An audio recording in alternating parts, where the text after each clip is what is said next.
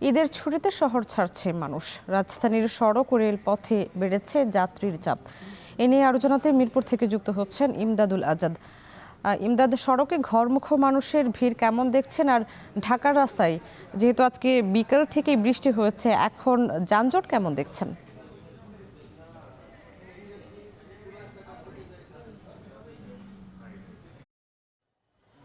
সামনে আমরা আছি মিরপুর 10 নম্বরের গোল চত্বরের সামনে। আমাদের মূল গন্তব্য ছিল রাজধানীর বাস টার্মিনালগুলো ঘুরে দেখা। তো আমরা রাস্তায় বের হয়ে যে চিত্র পেলাম যে ঢাকার প্রত্যেকটি রাস্তাতেই প্রত্যেকটি পয়েন্টে প্রচণ্ড যানজট। তো আমরা এই যানজট আমার পেছনে দেখতে পাচ্ছেন যে গাড়ির একটা দীর্ঘ সারি, প্রত্যেকটি ব্যক্তিগত যানবাহন যেমন রয়েছে, বাস আছে, দূরপাল্লার কিছু যানবাহনও দেখা যাচ্ছে।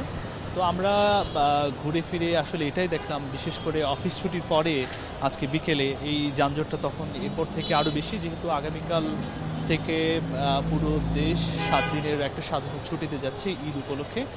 তো সে কারণেই বিশেষ করে এরপরে আজকে যেহেতু শেষ কর্মদিবস ছিল, এই কর্মদিবসের পরই বিকেল থেকে মানুষজন ঘরমুখো হচ্ছে, গ্রামের বাড়িতে যাচ্ছে। তো সে কারণেই আমরা প্রতিটি পয়েন্টে পয়েন্টে আসলে যানজট দেখতে পাচ্ছি। বিশেষ করে বিকেলে বেশ বৃষ্টি হয়েছে, বৃষ্টির পর থেকে মানুষের ভোগান্তি যেমন কিছুটা বেড়েছে। এই বৃষ্টির পর থেকে মানুষজন সন্ধ্যার পরে হয়তোবা তাদের ঘরে ফেরার জন্য, বিশেষ করে গ্রামের বাড়িতে ফেরার জন্য এই তাগাদাটা বেশি দিচ্ছে।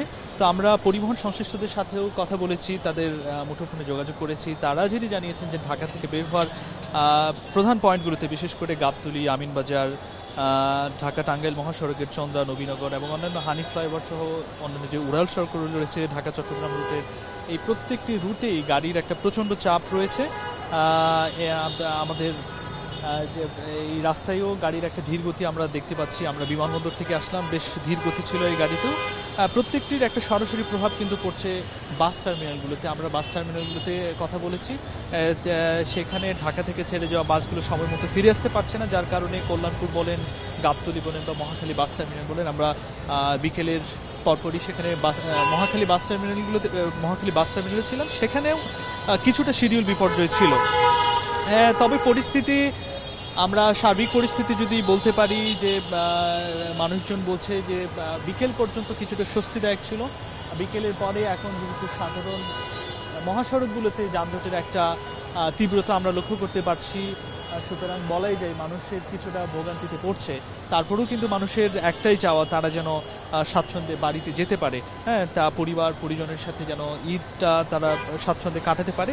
সেই জন্যই আমরা আসলে দেখতে পাচ্ছি যে প্রতিটি সড়কে মানুষ পরিবার পরিজন নিয়ে, কেউ ব্যক্তিগত গাড়িতে, কেউ বা পাবলিক পরিবহনে, দূরপাল্লার কিছু বাসও আমরা এই মহাসড়কে দেখতে পাচ্ছি। আমরা কিছুক্ষণ আগে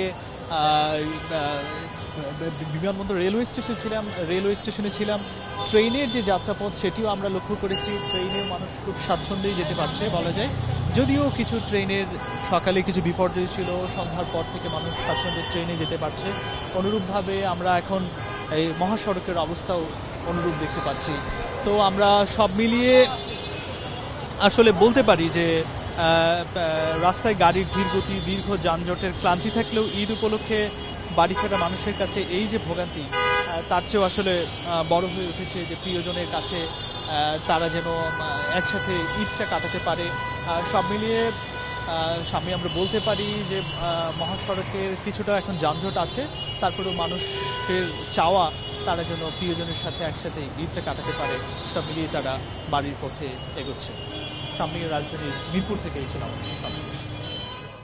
ঢাকার রাস্তায় যানজট এবং ঈদ যাত্রার খবর জানাচ্ছিলেন ইমদাদুল আজাদ।